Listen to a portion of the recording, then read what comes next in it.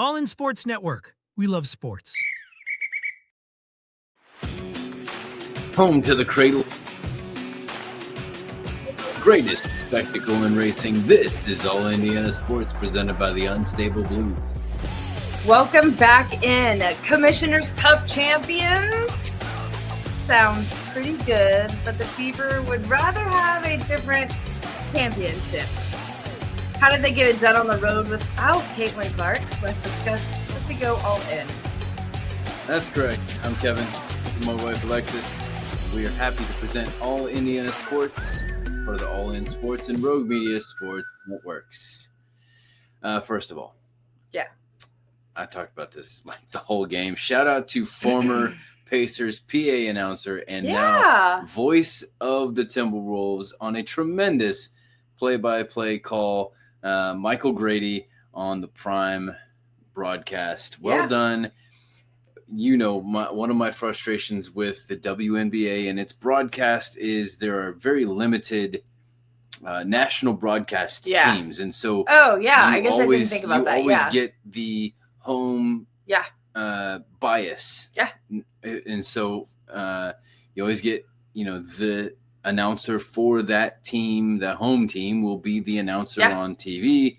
So you'll have the home bias. Yeah, you'll absolutely. have that kind of flavor too. I wasn't even when you mentioned it, I wasn't even thinking. Like you kept mentioning it, I was like, why does he keep? Like I know that you like announcing and like that kind of the world of that, but I think it helps that Michael Grady was with the Pacers and was in that realm, but now is the voice of the Timberwolves. Yeah. So he's kind of been in both, but he just has a nice, smooth delivery, variation of different he's techniques. Kind of gentle. But he also, you want to listen to him. And he makes it exciting. Yeah. Like he's excited for basketball. It reminds me of I guess he reminded me a little bit more of like down home, Southern Indiana, Washington. Like we had some really good announcers in Indiana. We had some really good, I remember who ours was, and I remember who the radio was. They were, and they did a really good job. So he reminded me of that down home. He knows basketball. Yeah. He's going to deliver it like basketball people. Yeah. And he loves basketball. Yeah. So he's going to get excited if there's exciting basketball, no matter the team. Yeah. So well done on that. Had to start off there. After a disastrous start to the game, the Fever held the Lynx scoreless in the final 8 minutes and 13 seconds of the half, leading to a 20-7 second quarter and a 32-27 lead at halftime. Mm-hmm. I will say, I was super impressed with the Lynx defense. Yeah. From the very get-go. They were not allowing good passes. Came prepared. You can tell. There were 4 shot clock violations from the Fever in the game, I think. Most of those happening very early on. Yeah. They just couldn't find where the open person was. Yeah. They were shutting things down, the Lynx were. And the Fever looked rattled. Yeah. And even with Aerie now in the starting lineup. Yeah, I think that to back up a little bit, you were talking about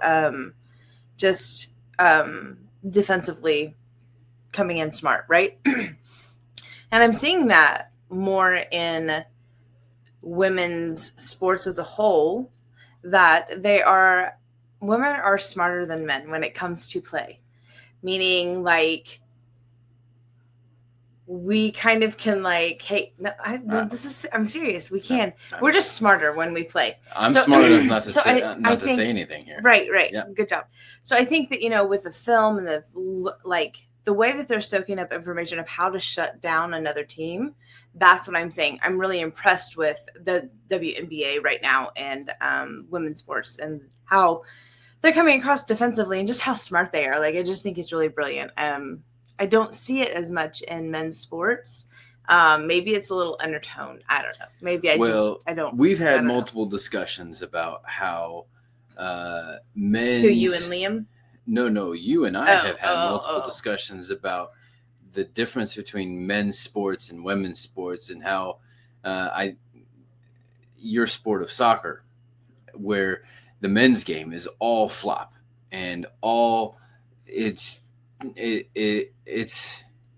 a little ridiculous. Yeah. Like, oh, I'm hurt, and Yeah. then I pop back up Yeah. and I get the call. Yeah. But the women play it like soccer specifically so much tougher, Mhm. more physical, Yeah. more aggressive Yeah. than the men. Yeah. And I think that I think same that thing relays over. I Yeah. think it goes into absolutely. I agree all with that. sports. I I agree think with that women sports have more. I don't know if they have. I hate to No, say I that. was- They don't it's- have more to prove. No, okay, I you was, can say I that. was I can't say literally that. going to say, is it because they still feel like they have more to prove? This is like the announcing team the other night that we said that the girl Yeah. announcer could say big girl, but the guy cannot say big girl. Correct. So you right, can right, say right. what I was going to Right, say. right. No. I think that it's not necessarily that we have anything to prove. I think that level of play is expected of us now. That's what I'm thinking that, and I don't think that it's going to get any less tough. Like, I think they're going to keep. And growing in but then there's also like the Sun game and like the, what if that had that kind of thing had happened on an NBA court? Is it viewed differently? Because it is that kind of thing viewed as catty or something like that as a women because it's women? But if it was happening in an NBA game, would it just be tough play? That's another discussion for another time. I don't know. I mean, I applaud the aggressive play. Yeah, absolutely. I would much rather see that than let's Yeah. fall down every 2 seconds just because. yeah, absolutely. Yeah. Then, stop me if you've heard this before. The Fever carried a 10-point lead into the fourth quarter. Yeah. This has not been good. No. This has not been good this season. No. But they withstood a challenge from the Lynx, who put on a pretty good run there, and the Fever put away the game late. Yeah. Yeah, and I mean, I was sad Caitlin wasn't playing. I really was. I was hoping that this was going to be her game back. I understand the caution, though, and I understand longevity of a player. She's young and just not overusing a player just because of who she is. And, I hope that she's really using this time to learn and grow because I can't imagine how hard it'd be on her. Started in the quad. Yeah. And then it goes to the groin. The next stop as it goes around is the hamstring, and that you don't want to pull that. You don't want to mess with that. Is much less easily persuaded. Yeah, it's a longer recovery period. Just turned into Paw Patrol there. That's weird.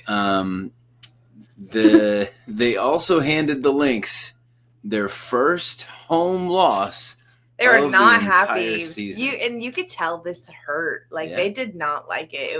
I was surprised. I know that I guess I'm still acclimating myself with a lot with the WNBA, and I think that I didn't realize how big of a deal the Commissioner's Cup is.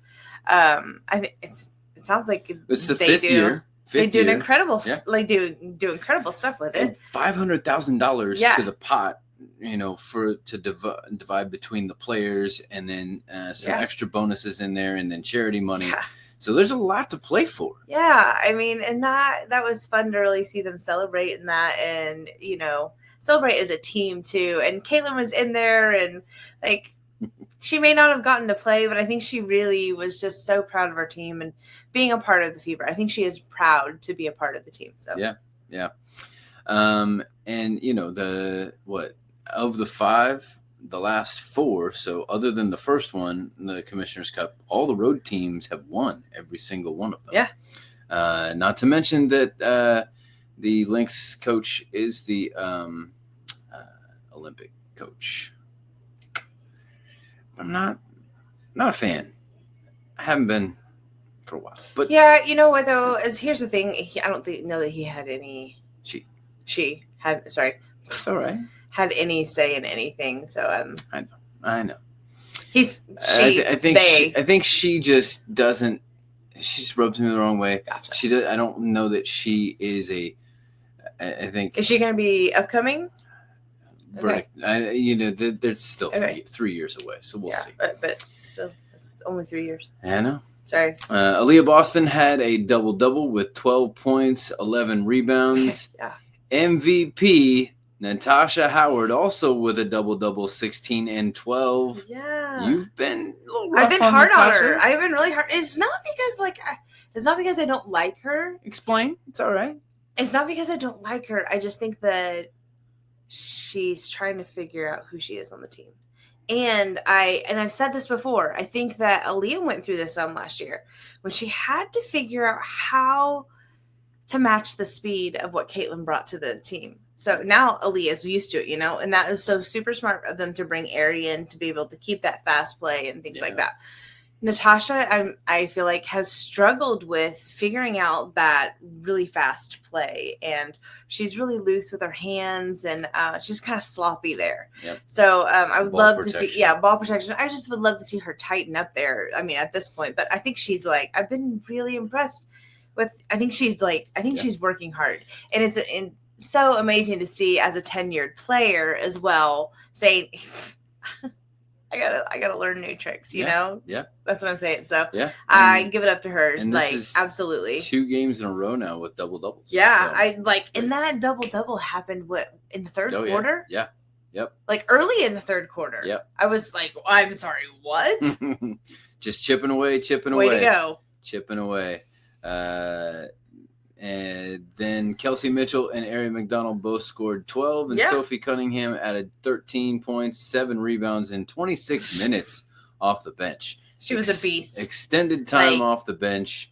Her presence was just very big tonight, and I don't know that there's any better way to say that. It was just much needed, and she came to play, and she's so scrappy. The lineup that made the difference both at the end of the second quarter, at the end of the half, but then also at the end, toward the end of the game, was Sophie, Sydney, Aaliyah, Natasha, and Kelsey. Though that lineup was kind of the difference maker. Not to say that anyone else had less of a role. No, no, because Timpson had a big block toward the end.